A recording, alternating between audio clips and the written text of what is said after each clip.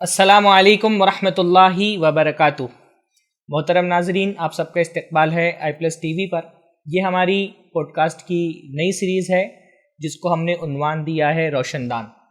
روشن دان اصل میں پرانے طرز کے مکانوں میں اوپر لگی ہوئی چھوٹی سی کھڑکیوں کو کہا جاتا ہے جہاں سے اندھیرے کمرے میں روشنی آتی ہے۔ بہت ساری شخصیتیں بھی اس روشن دان کی طرح ہوتی ہیں جو ہماری اندھیری زندگی میں اجالا کرتی ہیں۔ اس پوڈ کاسٹ میں ہم یہ کوشش کریں گے کہ ہمارے ملک سے تعلق رکھنے والی، علمی دنیا سے تعلق رکھنے والی مختلف شخصیتوں سے ہم گفتگو کریں۔ یہ گفتگو ہمارے لیے ایسے ہی روشنی کا کام کرے گی جیسے اندھیرے کمرے میں روشن دان روشنی کا کام کرتا ہے۔ لوگوں کی زندگی، ان کے تجربات، ان کے خیالات اس روشنی کی طرح ہوتے ہیں جو ہم کو اندھیرے راستے میں سیدھا راستہ دکھاتے ہیں۔ آج کے اس پوڈ کاسٹ کے لیے جس شخصیت کا ہم نے انتخاب کیا ہے، جو ہمارے مہمان گرامی ہیں، شیخ ثناء اللہ صادق ساگر تیمی۔ میں سب سے پہلے تو شیخ ثناء اللہ صاحب کا استقبال کرتا ہوں۔ السلام علیکم ورحمۃ اللہ وبرکاتہ۔ السلام ورحمۃ اللہ۔ کیسے ہیں شیخ؟ خیریت سے ہیں؟ کیسے ہیں شیخ؟ آپ ٹھیک ہیں؟ اللہ کا فضل ہے، الحمدللہ۔ شیخ ثناء اللہ صادق تیمی سے انشاءاللہ تعالی ہم بہت تفصیل سے ان کی زندگی کے بارے میں، ان کے تجربات کے بارے میں گفتگو کریں گے۔ مختصراً میں یہ بتا دوں کہ شیخ ثناء اللہ صادق ساگر تیمی الحمدللہ جامعہ امام ابن تیمیہ سے فارغ ہیں۔ جامعہ امام ابن تیمیہ جو صوبہ بہار کا ایک بہت ہی معروف ادارہ ہے اور خاص طور پہ جدید دور میں اس کے فارغین تحریری میدان میں اپنی ایک خاص شناخت رکھتے ہیں۔ شیخ نے ایک طرف جامعہ امام ابن تیمیہ سے دینی علوم کا حصول کیا ہے تو دوسری طرف JNU سے آپ نے BA MA اور MPhil کی ڈگری حاصل کی ہے، تو گویا کہ آپ کے پاس ہمارے جو روایتی مدارس ہیں اس میں پڑھنے کا بھی تجربہ ہے، اور اس کے ساتھ ساتھ جو جدید یونیورسٹیز ہیں اس کے ماحول کو بھی آپ نے بہت قریب سے دیکھا ہے۔ اور نہ صرف یہ کہ اس ماحول کو قریب سے دیکھا ہے، شیخ ایک ذہین شخصیت کے مالک ہیں الحمدللہ، اور ذہین شخصیت جس بھی ماحول میں ہوتی ہے بہت سارے تجربات کشید کرتی ہے، اور ہم انشاءاللہ تعالیٰ اپنی اس پوڈ کاسٹ میں شیخ سے ان کے تجربات کے بارے میں بھی استفادہ کریں گے، ان کے تجربات سے، اسی طرح ان کے مختلف موضوعات پر ان کے جو خیالات ہیں اس سے بھی فائدہ اٹھائیں گے۔ فی الوقت شیخ حرم مکی میں جو خطبہ ہوتے ہیں ان کے اردو ترجمے کا ایک ذمہ داری انجام دے رہے ہیں الحمدللہ۔ جو خطبے دیے جاتے ہیں جمعہ کے حرم مکی میں، شیخ اس کا اردو میں ترجمہ کرتے ہیں۔ وہ ترجمے باقاعدہ آڈیو میں بھی نشر کیے جاتے ہیں اور وہ ترجمے شائع بھی ہوتے ہیں مختلف پلیٹ فارم پر۔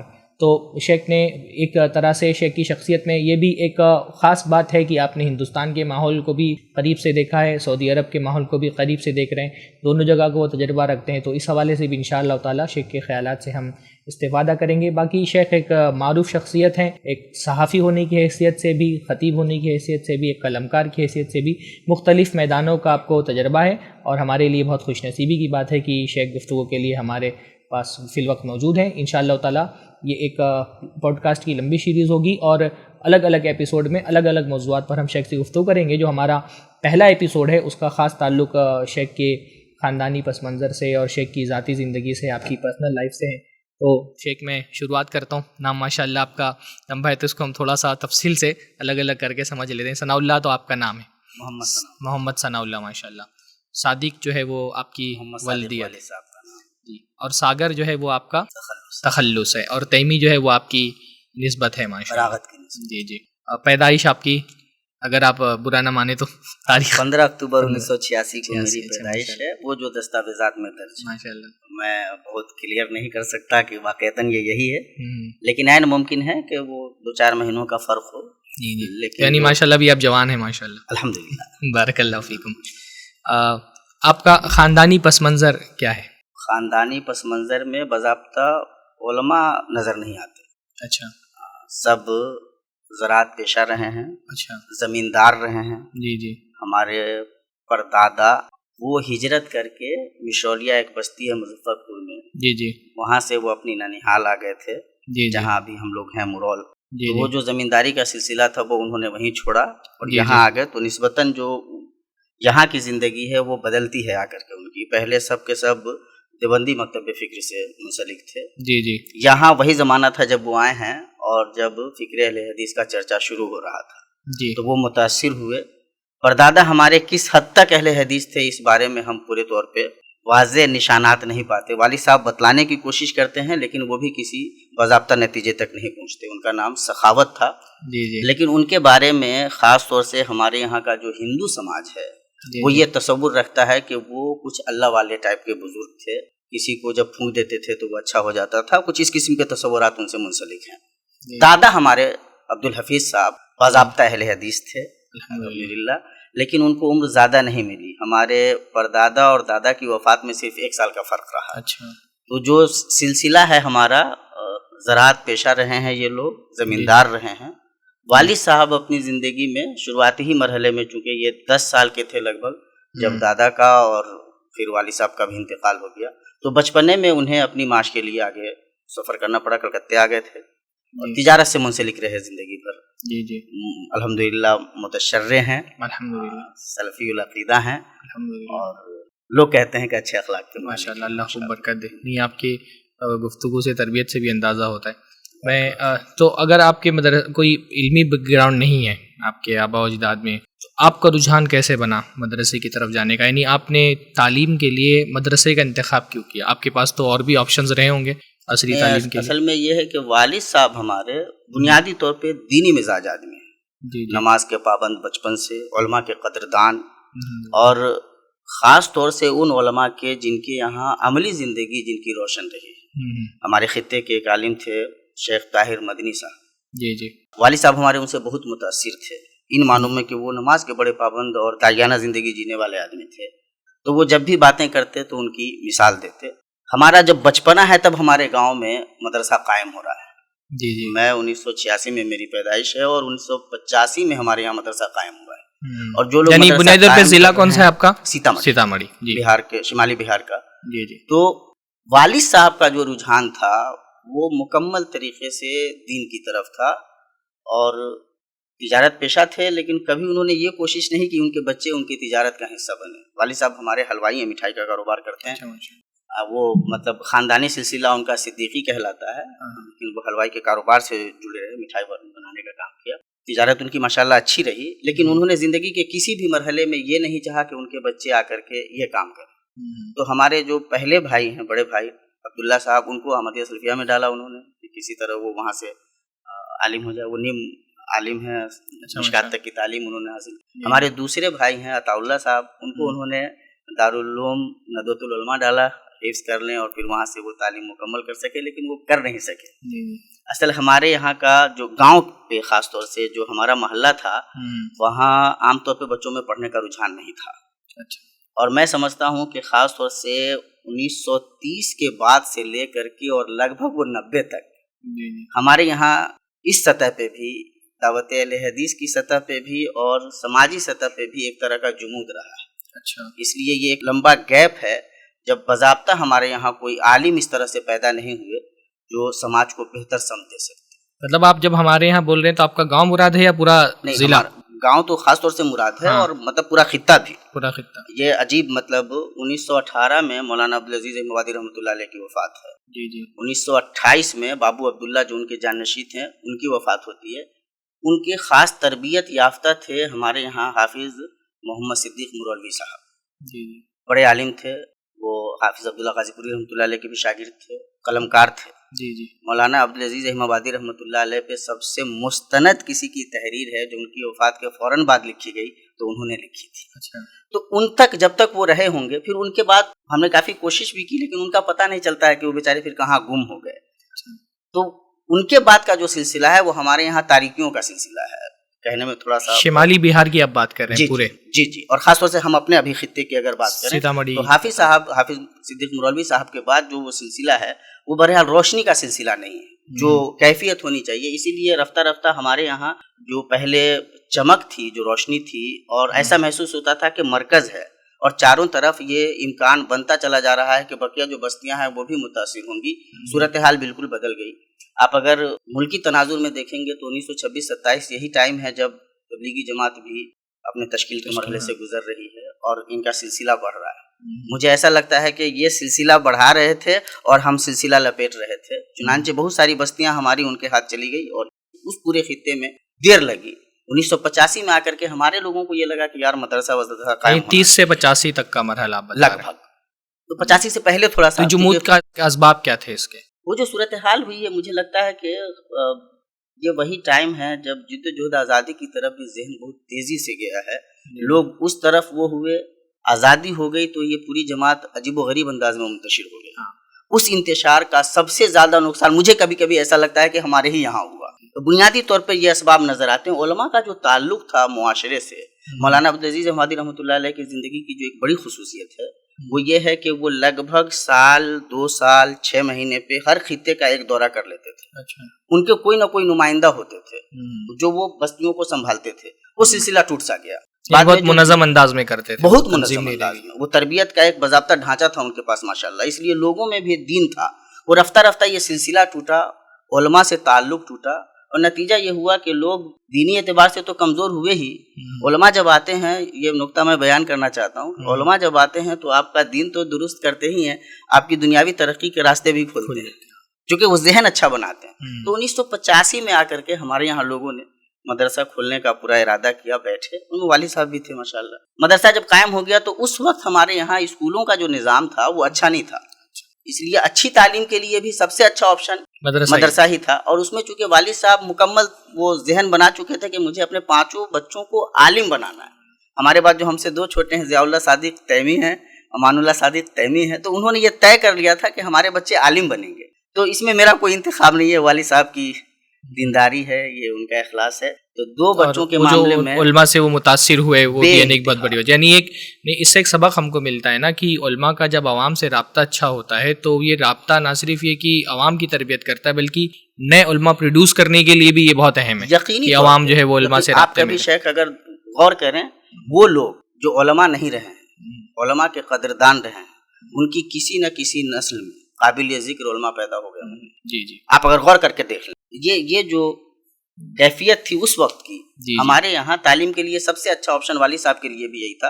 और सबसे बड़ी बात यह है कि उनका मुकम्मल जहन था। उन्होंने कभी भी अपनी ज़िंदगी के किसी मरहले में ये सोचा ही नहीं कि हम अपने बच्चों को इस स्ट्रीम के अलावा कोई दूसरी स्ट्रीम में भेजेंगे। पहले चाहते थे बच्चे हमारे आलिम बने और उसके बाद उनको दुनिया में जहाँ जाना है, जो करना है, उन्होंने कभी कोई कदर नहीं लगाई। लेकिन उनका जो किरदार रहा है इस सिलसिले में वो ये कि हमारे बच्चे हो अगर आप, तो आपको आलिम बनना है।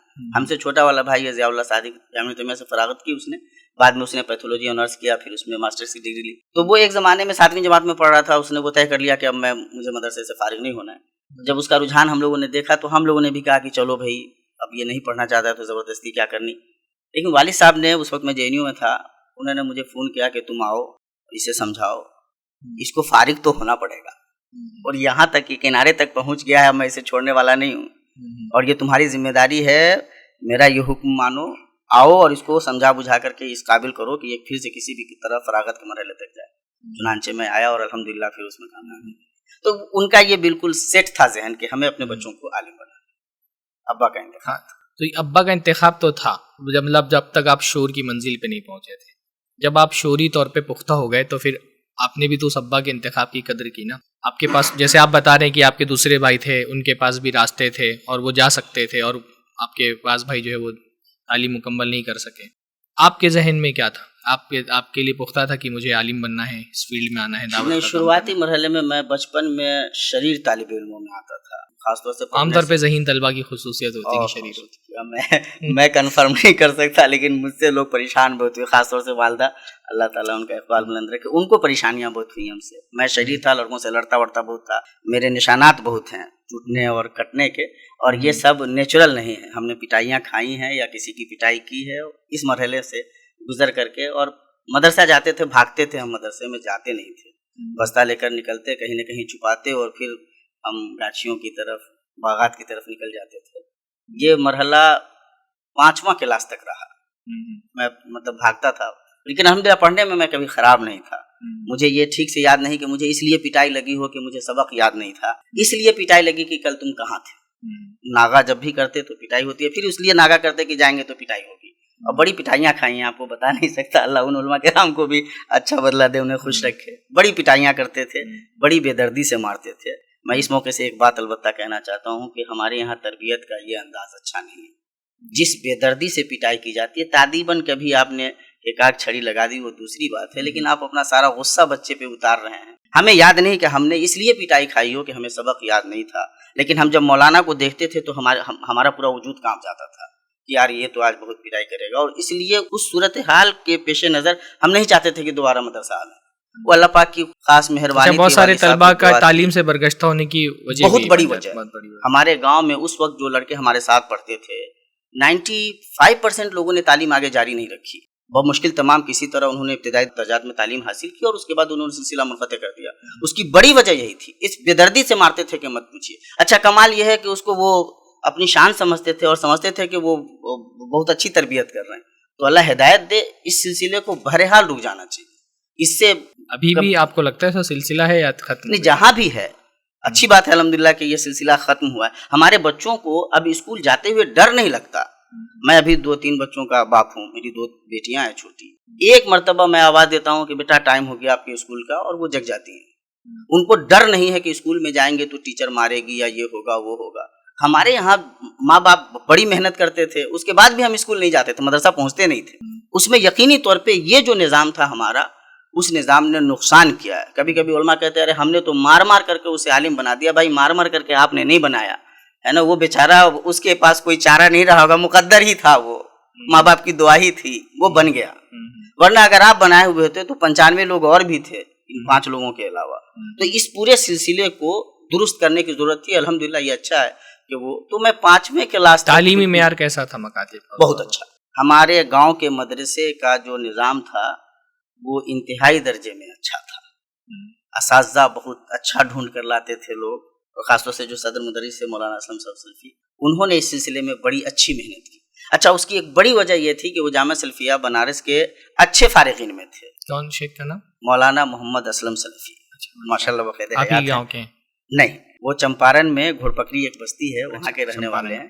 انہوں نے جامعہ سلفیہ سے فراغت کے بعد وہاں سے تخصص بھی کیا تھا، اور اس کے بعد وہ آئے تھے ہمارے یہاں، اور ان کو لگا کہ آپ تو چلے واپس چلے گئے کہ مکتب میں کیا پڑھاؤں گا۔ پھر بعد میں ان کو یہاں کی تاریخ نے، ہمارے یہاں کی اس سرزمین کی جو تاریخ تھی، وہاں ایک زمانے میں مولانا عبدالعزیز حمادی رحمۃ اللہ علیہ کے زمانے میں حافظ عبداللہ غازی پوری رحمۃ اللہ علیہ، مولانا ثناء اللہ امریسی رحمۃ اللہ علیہ، مولانا میر ابراہیم سیالکوٹی رحمۃ اللہ علیہ، یہ لوگ آتے رہے ہیں۔ اچھا، اور ان کے اثرات تھے، تو ان کو لگا کہ یار یہ سرزمین تو بڑی تاریخی ہے، ہماری جماعت سے اس طرح سے وابستہ ہے، تو کام کرنے کا موقع ہے۔ چنانچہ وہ دوبارہ ایک مرتبہ آ کر کے مایوس ہو کر کے لوٹ گئے تھے، لیکن پھر دوبارہ ہے ماشاءاللہ انہوں نے کام شروع کیا۔ تو ان کی ایک بڑی اچھی خوبی آج بھی ہے کہ وہ اپنے مدرسے کی تعلیمی صورتحال خراب نہیں ہونے دیتے، چاہے جس قسم کی بھی چنوتیاں ان کے سامنے آویں، لیکن اس معاملے میں ماشاءاللہ وہ تو ہمارے یہاں تعلیم کا نظام بہت اچھا تھا۔ اس کا اندازہ اس سے ہوتا تھا کہ اسکول میں وہ لڑکے جو 10th میں ہوتے تھے اور ہم جب کلاس 5ویں کلاس میں پڑھتے تھے تو ہم ان سے اچھے ہوتے تھے۔ اسی طرح اگل بغل کے جو مدرسے تھے، خاص طور سے دیوبندی مکتب فکری کے، تو ہم اگر 4تھا کلاس میں ہیں اور ان کے یہاں عربی کی 2ری 3ری جماعت میں بھی جا کر کے بیٹھتے تھے تو ان کے بچوں سے زیادہ اچھی اردو پڑھتے تھے۔ تو اس سے یہ بہت کلیئر تھا، اور آج بھی ماشاءاللہ ہمارے گاؤں کا جو مدرسۃ العلوم الاسلامیہ امرول اس اعتبار سے قابل ذکر ہے، اچھا ادارہ تھا، اچھی تعلیم ہوتی تھی۔ 5ویں کلاس تک تو میں بھاگتا رہا۔ 5ویں کلاس کے بعد جب عربی کی پہلی جماعت میں آیا تو وہ پڑھنے کی طرف میرا رجحان، مجھے لگتا ہے شاید والد صاحب کی اب دعا جو ہے نا اللہ پاک نے سن لی، وہ رجحان بن گیا کہ مجھے پڑھنا چاہیے۔ تو اس کے بعد میں نے محنت کی باضابطہ پڑھنے لگ گیا، اور اس کے بعد جب تک فراغت نہیں ہو گئی کوئی والدہ کی طرف سے آپ کا جو بیک گراؤنڈ ہے ننیہال کا، وہ کیسا ہے؟ آپ کی تعلیم میں والدہ کا کتنا رول ہے؟ سب سے اہم، میں اس معاملے میں اپنی والدہ کو جتنی دعا دوں کم ہے، اور ان کا جتنا شکریہ ادا کروں کم ہے۔ والدہ ہماری ان لیٹرڈ ہیں، وہ باضابطہ پڑھنا لکھنا نہیں جانتی۔ ان کا جو خاندانی سلسلہ ہے وہ بہت روشن سلسلہ ہے۔ ہمارے پرنانا تھے حافظ لیاقت صاحب، وہ اپنے خطے کے سب سے مستند عالم تھے، کئی حج انہوں نے الحمدللہ کیا ہوا تھا، صاحب حیثیت تھے، زمیندار تھے، لیکن بعد کی نسل میں ہمارے نانا بھی کم عمری میں اللہ تعالیٰ نے ان کو اٹھا لیا، اور خاص طور سے جو ہمارے نانا کی اولاد ہوئی وہ اس طرح سے اس سلسلے کو بہت آگے نہیں بڑھا پائی۔ تو والدہ کا جو وقت تھا وہ ان کو تعلیم وغیرہ کا موقع نہیں ملا، لیکن جو سب سے قابل ذکر خصوصیت تھی ان کی وہ یہ کہ وہ والد صاحب کے کسی بھی حکم کو نہ ماننے کی غلطی نہیں کر سکتی تھی۔ تو ابو نے ان کو یہ بتا دیا کہ ان بچوں کو پڑھانا ہے۔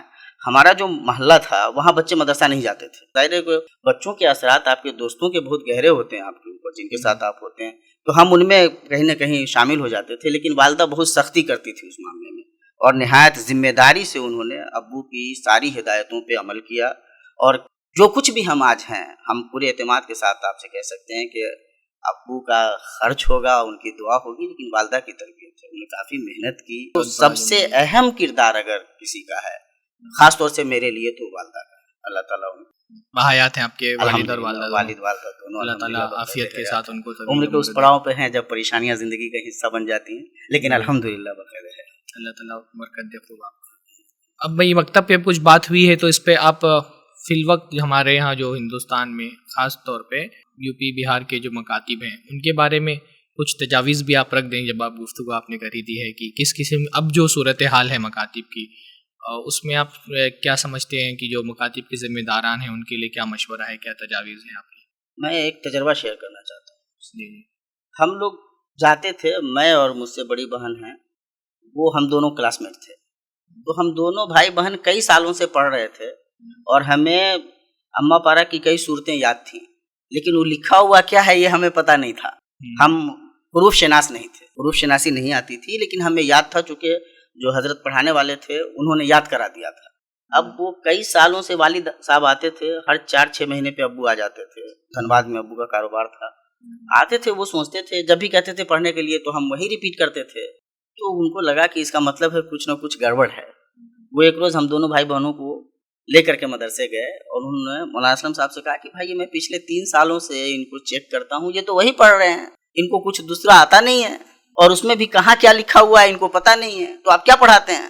تو مولانا نے کہا کہ نہیں رکیے. اس زمانے میں ہمارے ایک استاد تھے ماسٹر نظام الدین صاحب, اور وہ جامعہ سلفیہ سے غالباً نیم مولوی ہیں, پوری فراغت ان کی نہیں ہوئی تھی. ان کو اللہ تعالیٰ نے بڑا سلیقہ دیا تھا پڑھانے. تو میں سمجھتا ہوں کئی سال ہیں, اس سے پہلے 2-3 سال کا عرصہ ہے جب ہمیں کچھ نہیں آیا, اور 3 مہینے 4 مہینے کا عرصہ ہے جب انہوں نے ہمیں قرآن شریف پڑھنا سکھا دیا, اردو سمجھنا سکھا دیا, لکھنا سکھا دیا, بولنا سکھایا, اور بڑے سلیقے سے سکھایا.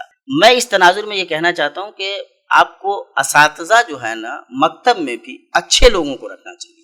ہم غلطی کرتے ہیں جب مسجد کے لیے امام ڈھونڈتے ہیں, یا اپنے کسی مکتب اور مدرسے کے لیے عالم ڈھونڈتے ہیں, تو کمزور ڈھونڈتے ہیں جس کو کم پیسہ دینا. اور اس سے بڑی نادانی میری نظر میں کوئی نہیں ہو سکتی ہے. جو آدمی اصلاً آپ کی نسل بناتا ہے, وہ آپ نے وہ انتخابی غلط کیا ہوا ہے, تو آپ کو نتائج اچھے نہیں مل سکتے. مکتب کی تعلیم تو بہت بنیادی تعلیم ہوتی ہے, سب سے اہم ہے شیخ. یورپ وغیرہ میں آپ چلے جائیں تو ان کے جو ماہرین ہیں وہ نیچے درجات میں پڑھاتے ہیں. ہمارے یہاں علماء بھی کثیر شان سمجھتے ہیں کہ وہ نیچے درجات میں پڑھائیں گے. ابھی ہمارے استاد ڈاکٹر ارشد فہیم عمرے پہ آئے تھے, تو ہم نے ان سے گفتگو کی, اور ہم نے یہ بات رکھی ان کے سامنے کہ بچے 6ٹھی جماعت میں 7ویں جماعت میں جا کر کے یہ طے کرتے ہیں کہ یار مجھے تو عربی آتی نہیں ہے, قواعد وغیرہ سمجھ نہیں رہے ہیں ہم, تو اب ہم کیا کریں گے, ہم نکل جاتے ہیں, اور وہ چھوڑتے ہیں باضابطہ. ایسی کئی مثالیں میرے آنکھوں کے سامنے. تو انہوں نے کہا کہ عزیزم ہاں یہ مسئلہ تو ہے, اور اس پہ توجہ دینے کی ضرورت ہے. ایک زمانہ تھا کہ ہم لوگ بھی نیچے درجات میں نحو صرف وغیرہ پڑھاتے تھے, تو ہم نے کہا کہ آپ اس طرف پھر سے توجہ دیں. درجات خاص طور سے مکتب میں اگر آپ کا استاذ اچھا ہے اور اس ایمانداری سے وہ پڑھا دے, تو نیو بہت اچھی رکھ دی آپ نے, وہ یقینی طور پہ آدمی اچھا ہوتا چلا جائے گا. میں سوچتا ہوں شیخ کہ اگر میری زندگی میں ماسٹر نظام الدین صاحب نہیں آتے تو شاید میں آج یہاں نہیں ہوتا, آپ سے بات نہیں کر رہا ہوں. تو اہم اور بنیادی کردار اس مکتب کے اس استاذ کا ہے, ماسٹر نظام الدین. مطلب دیوار کتنی بھی اونچی ہو جائے, جس نے پہلی اینٹ رکھی ہے وہ تو بہرحال بہت مانا بنیادی. وہ مکتب میں سب گویا کی جو انسان کی شخصیت کی تعمیر ہوتی ہے, اس میں پہلی اینٹ تو مکتب ہی میں رکھی جاتی ہے. اور آپ اگر کسی استاذ کا ذکر کرنا چاہیں اپنی اس مرحلے میں سب سے اہم استاذ میری نظر میں, باقی سب لوگ ٹریڈیشنل ٹیچر تھے, پڑھاتے تھے, اچھے تھے, لیکن جس فرد نے مجھے اس, آپ سمجھ لے کہ ہوتا ہے نا کہ ایک جگہ دلدل ہے جہاں آپ پھنسے ہوئے ہیں, وہاں سے نکالنے کا کام, راستے پہ ڈال دینے کا کام انہوں نے کیا. عربی کی جماعت میں آنے کے بعد اس کے مطلب وہ ٹائم ہے کہ جب پھر پڑھائی کی طرف کہیں نہ کہیں ایک رجحان بن گیا. ایسا لگا کہ مجھے پڑھنا لکھنا آتا ہے, اپنا بھی ایک اعتماد بحال ہوا. عربی درسوں کلاسز جب شروع ہوتی ہیں تو مجھے 2-3 اساتذہ ایسے ملے ہیں جن کو میں یاد کرنا چاہوں گا. عربی اساتذہ پر آتے ہیں, ایک سوال اس سے پہلے یہ میں سمجھ لیتا ہوں کہ جامعہ امام ابن تیمیہ کا انتخاب کیوں کیا آپ نے, کیا اور جامعہ ابن تیمیہ سے پہلے ہم عربی کلاسز میں ہیں. جامعہ امام ابن تیمیہ کی شاخ ہے ہمارا جو مدرسہ ہے, مدرسۃ العلوم الاسلامیہ, اور متوسطہ ثانیہ تک عربی کی 2ری جماعت تک اس زمانے میں ہمارے یہاں تعلیم ہو رہی تھی. ابھی بھی وہیں تک تعلیم ہوتی ہے, صرف نام بدل دیا آپ کے گاؤں ہی میں. جی. تو وہاں جو ہمارے بعض اساتذہ ہوئے, جی ہاں, ان میں مولانا انصار صاحب سلفی تھے. اچھا, یہ جو آپ کے گاؤں کا ادارہ تھا یہ جامعہ امام ابن تیمیہ کی شاخ ہے, آج بھی ہے ماشاءاللہ. اس لیے بڑی آسانیاں ہوئی, ہماری زندگی میں زیادہ مدرسے نہیں ہیں, تو وہ शेख अंसार साहब सलफ़ी अहमदिया सलफ़िया दरभंगा से फारिग थे और बिल्कुल नौजवान आलिम दीन। वो आए, बड़ा उनका हौसला था माशाअल्लाह, और बच्चों को तैयार करने का, बनाने का जज्बा था। वो पहले उस्ताद थे जिन्होंने मुझे ये बताया कि अजीज़म तुम ज़हीन हो और तुम कर सकते हो, ये तुम पढ़ने से भागते क्यों हो, तुम कभी अपनी इस जहानत का दुरुस्त इस्तेमाल करो। वो चीज़ें जब बताते थे तो समझ में आती थी, मैं सुना भी देता था। तो पहला फ़र्द जिसने मुझे दूसरे हवाले से महमेज किया कि अजीज़म आप अच्छा कर सकते हैं, आप इन गलत चीज़ों के लिए नहीं है। मैं बचपन में, जैसे मैंने इशारा किया, मैं गोली बहुत खेलता था, जीतता भी बहुत, निशाना मेरा बड़ा ज़बरदस्त था।